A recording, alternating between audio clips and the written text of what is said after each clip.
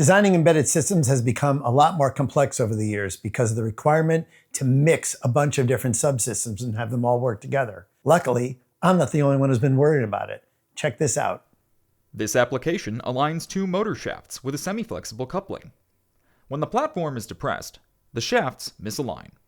And as you can see, the AI detects this by monitoring motor control dynamics, indicating a fault. Motor shaft alignment is a common problem and not easy to detect.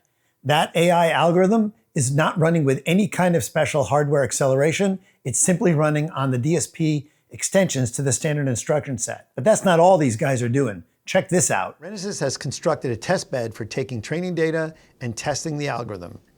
As you can see, the beater bar moves from a hard surface to the carpet, and the MCU can detect this and adapt the speed of the bar. This allows for the highest cleaning efficiency based on the surface detected. Multiple models running in the same solution. That's really cool. Running on an MCU, even cooler. Both of these last applications use embedded AI. However, embedded engineers are not data scientists. That's why there's this. We've added a new feature to Reality AI tools that helps to reduce the complexity. Here in this example, I have a base model which consumes approximately 6,000 bytes. But with this new feature space, I'm able to reduce the storage by 15 times, and now I have a new model which is merely 400 bytes. 15 times reduction is amazing.